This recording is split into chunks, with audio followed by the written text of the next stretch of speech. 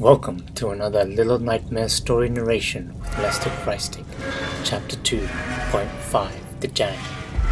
We join Six again, trapped in a small cage, a prisoner to the janitor. Luckily Six was asleep as the janitor dragged away another much larger cage. The room was stacked, filled with these cells, all housing petrified children. Six was awake. She tried to back and forth to break free from a cage. She slammed to the ground and opened the cage from the top. She climbed out. She looked around the room, also wondering, these children, how long had they been here? How long had they had to suffer? There was a single handle hung from the ceiling and a large door. Clearly, she would have to pull the handle to get through. Thinking only of herself, Six dragged one of the cages along to use as a foothold to jump up and grab the handle. Stared at the child for a bit. Poor thing. There's nothing that Six could do to help them anymore. The door opened. She swung. Closed as soon as she let go, but she managed to go through it, but it slammed behind her. Once again, Six was trapped in another room. Looking around, what could she do? There was nowhere she could go. The janitor would be back any minute, probably.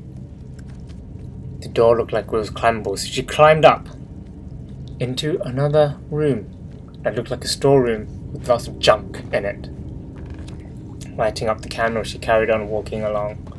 How nice it would have to be to have a bath right now. Jumping in the bathtub. Having a brief dream of having a bath, but onward she must go. She cautiously proceeded atop the scraps of muslin cloths in the next room that was spread across the floor. Something must be happening ahead.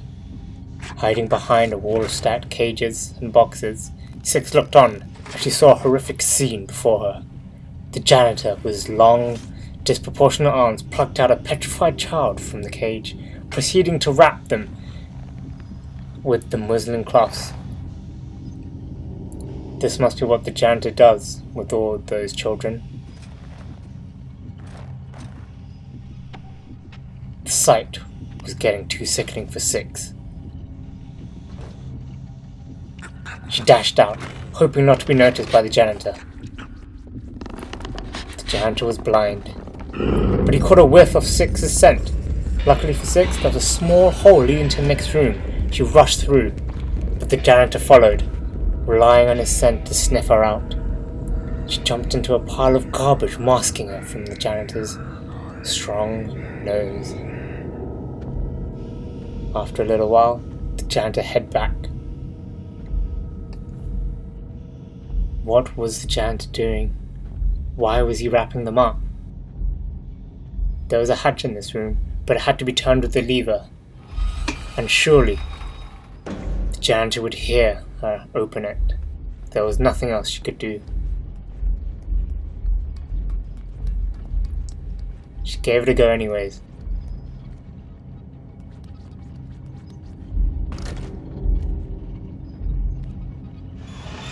As it started to crack open, the creaking sound alerted the janitor. She heard him roar. Six dashed through, jumped into the hole before. Another service tunnel. She crept on, the janitor far behind. He wouldn't follow her down here. There was oddly a bunch of shoes in this tunnel. She lit up the lamp to gather some warmth.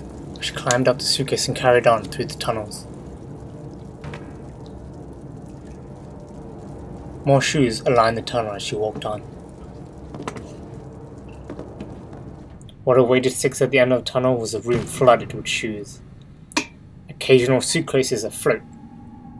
The sea of footwear. No doubt belonged to the poor children the janitor had caught. Six was astounded by the sheer volume before her. How many children had suffered? And more shoes just kept dropping, and she noticed a pipe dripping with shoes. She made her way wading through, but something clearly was also here with her. Something was lurking in the depths of this shoe-filled room. As she climbed atop the suitcase, it was clear whatever was lurking here would not emerge from beneath the shoes. Six was safe atop the suitcases. There were few and far between, but close enough to keep her safe from whatever lurked below. But she couldn't help but wonder how special she must be. Alive and able to escape while many others remained trapped or worse. Six started to feel a sense of loneliness. Six looked back on, contemplating her fate.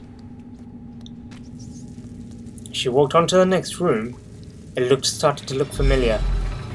It was the room where she was trapped. Things were starting to come back to her memory now. She had to get away from it before the janitor returned. But as if on cue, the janitor crept down behind Six. Shocked, Six broke out in a run, and was thankful the janitor was blind, or else she would have been caught by his long arms. She dashed through the long dark tunnel and into an elevator, finding a trusty box to hide in. All she could do now was stay still. There was no way out. She was trapped in here. As the janitor entered behind her, all Six could do was pray that she would not be found out. The janitor sniffed around, trying to see if there was anything here. He did not notice Six, surprisingly.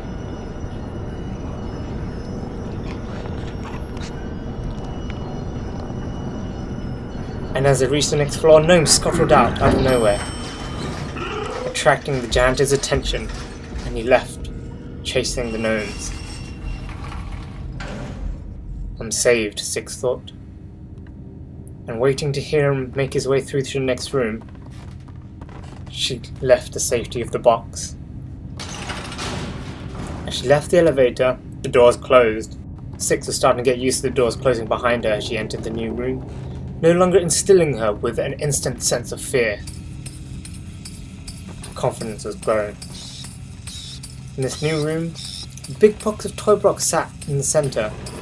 The loose floorboard seemed to be under it. She hated that monkey toy. It was always so noisy. Pushed the blocks away, and as she was walking along, the floorboard tilted down, dropping Six below, allowing her to stay hidden from the janitor. Six explored her surroundings. Under the floorboards, she could creep. She could even go into the adjacent room, and she could hear and feel the janitor's presence above. But she had nothing to fear, for she was in the safety below the floorboards, where the janitor could not reach. Surprisingly, there were more boxes here, and another statue of the geisha lady from the Six's nightmare. She broke it. She felt a surge of confidence, as if something was returning to her. Memories were coming back, but she had no time to deal with the flood of thoughts going through her head right now. The janitor was right above. She'd have to deal with him first and get past him before she could think about things any further. She quickly eyed her path that she'd have to take to climb up those cupboards, avoiding the toys.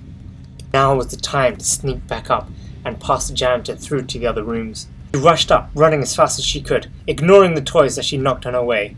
She quickly climbed up the cupboard. The janitor was already coming up behind her, noticing her presence. She even knocked down a toy monkey, creating more noise, but there was nothing she could do about it. Comfortably, Six scaled the cupboard out of the janitor's reach. She pushed the boxes out of the way to reveal another vent entrance. She could leave the janitor behind now, she thought. Six remembered. The janitor did not know what he was doing with the children in the cages. She remembered the janitor was a nice man. He looked after the children in the dormitories, just like the ones she passed earlier. But to him, she was a pest. He couldn't see her. He didn't know what she looked like. He just knew that Six did not behave like the other children. He was probably only chasing Six because he thought that she was a pest like a mouse. There was nothing she could do but keep out of his way.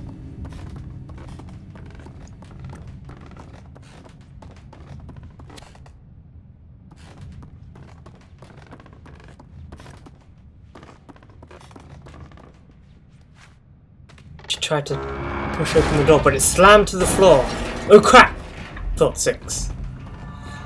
So much for staying alert and out of the janitor's way. The door had fallen down, its old joints no longer connected to the wall.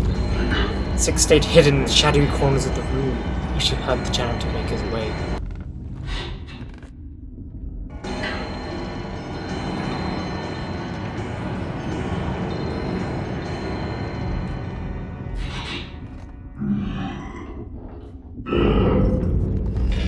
As soon as the janitor burst into the room and past Six, she made a run for it. Ahead, Six saw a switch for a door. She picked up a shoe to throw at the switch, for she could not jump so high. As the door opened, without looking back, she dashed through the corridor lined with grandfather clocks. She had no time to admire or even question why there were so many beautiful clocks here. And rushing into the next room and closing the door behind her, Six started to feel a sense of safety. She had entered the library, and the janitor felt far, far away. The library filled Six with a sense of calm and belonging. She wandered around, admiring the books that surrounded her. It was then that she noticed a gnome hiding among the books. In her joy at being safe for the first time, she gave the gnome a hug. But unfortunately, the books could not help Six. She would have to go on. These books would not help her. And eventually, someone would come in here and find her. This would also not provide answers that she was looking for in the gaps of her memories. So she climbed on, up the shelves, knocking down books as she went. She saw a great, large piano hanging there.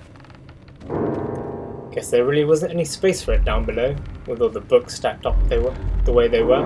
On the piano, Six couldn't hold her glee at being in the library, and feeling a sense of safety, she ran along the keys, sweet music playing to her ears. This was the most comforting thing since her waking up from her nightmare, and a welcome reprise from her captor earlier. She had a sense of achievement, but she knew she had to climb on.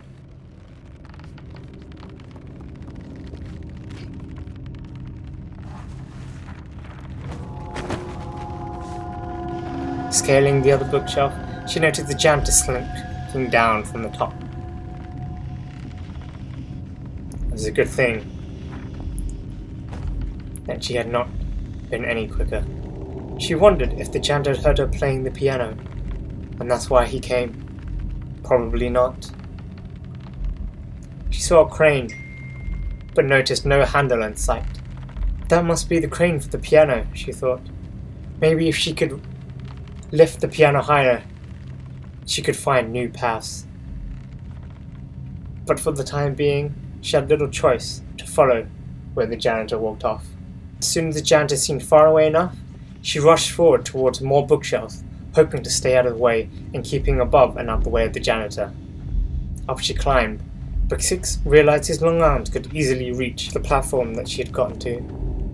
She would have to be careful, but in the corner of her eye she spotted another monkey toy and a candle. Six was frustrated. How many of these monkey toys were there? Must they always get in her way, creating so much noise?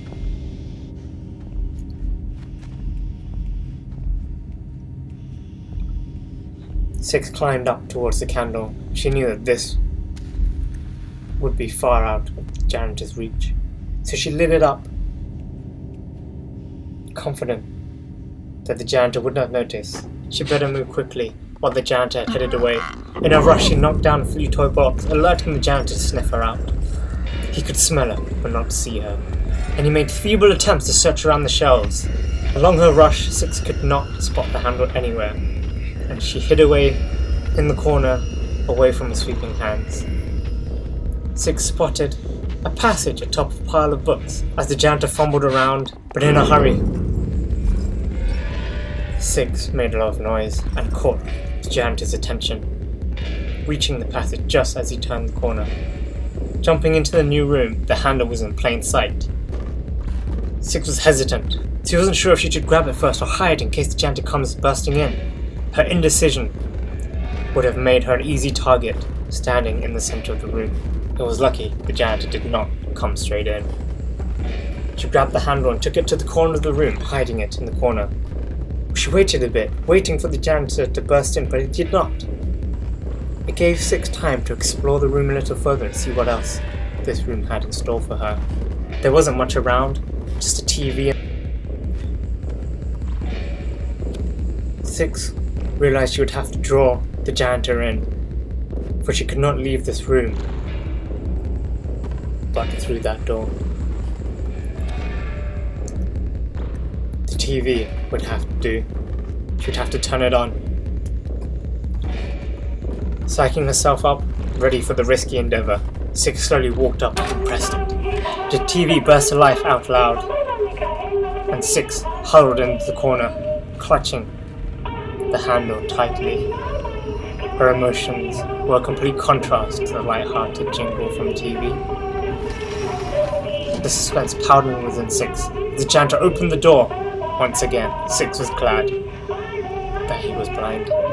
As soon as he passed her, she slipped past him and ran back along the corridor, rushing to get to the crane spot.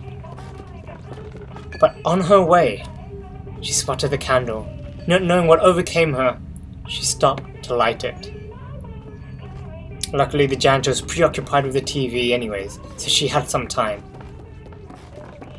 Gathering a quick warmth, she rushed back on towards the crane.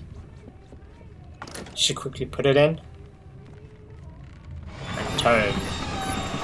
The screeching was loud, painful, and worst of all, it grabbed the janitor's attention. She heard him roar. She'd have to hurry.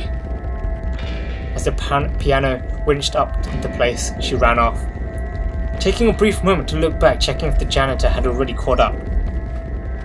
But it seemed he was not as fast as Six had feared. With a growing obsession to light the candles, she saw another, and again, looking to gain some more warmth, she lit another gentle flame.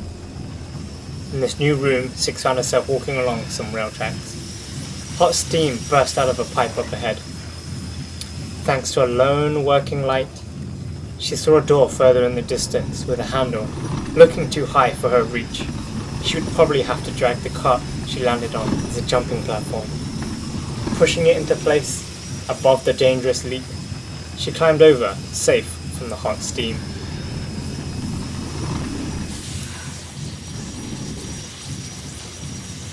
Avoiding such a danger, Six started to feel more confident and made an attempt to jump to open the door, as she thought she was too short.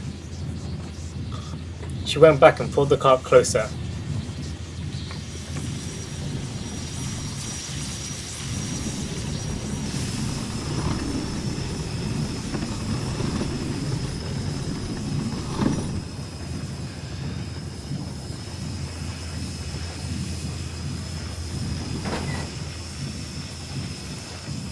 Jumping on, Six clung onto the door as it swung open. Luckily for her, she kept hold of the handle. As the door swung open, it revealed a room where most of the floorboards had crumbled away. You could even see the conveyor of the wrapped children flowing along on the floor below. She made her way across the small sliver of what remained of this floor. Lifting up the hatch, Six once again entered more tunnels. What a complex network of small passageways there were here, perfect for Six to get around undetected. And with her lighter in hand, out scuttled a rat. Six was paralyzed at the shock as the long arms of the janitor had poked into her safe haven. Regaining her senses, she waited for the hands to stop blocking her path.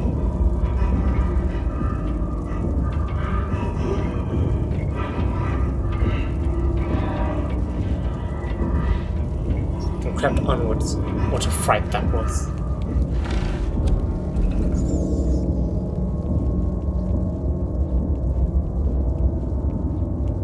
She waited a while before jumping down into the next room. The door was right next to her. Looking around, lighter away, she jumped. No sooner had she landed, the janitor burst in, chasing her down this dark corridor. He could smell her. The door had started closing, but luck was on her side as a lone cage kept the door open. This clearly didn't stop the janitor though. His long arms still reached in, and Six scrambled to safety. Looking quickly around, was this a dead end? There was a slight hope. There was a hatch on the wall, too high for her to open. Her small hands wouldn't have the strength to grip and pull it open as she jumped by it. Maybe luck was not on her side after all. While carefully avoiding the janitor's floundering arms, Six was racking her brain, trying to figure out a way to survive this. Eureka!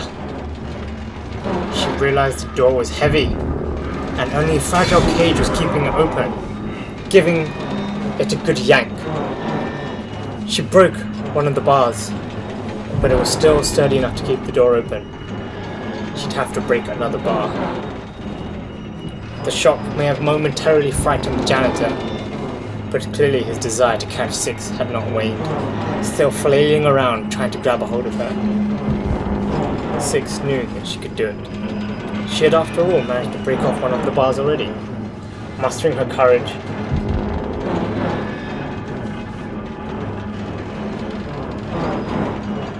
she went for it again. The door crashed down, the shockwave conveniently opening the hatch. What a lucky break for Six. Shocked by a sudden spasm of the janitor's lifeless arm, his sense of relief was short-lived. He could not get to her anymore. She climbed up towards the hatch and journeyed back into the tunnels in the walls. Hopefully her journey to find answers would be easier from here on out. I hope you enjoyed this chapter of Little Nightmares story narration, and you click that like button below, and let me know what you guys think of the story so far in the comments below. And don't forget to check out the next chapter and see what happens to Six.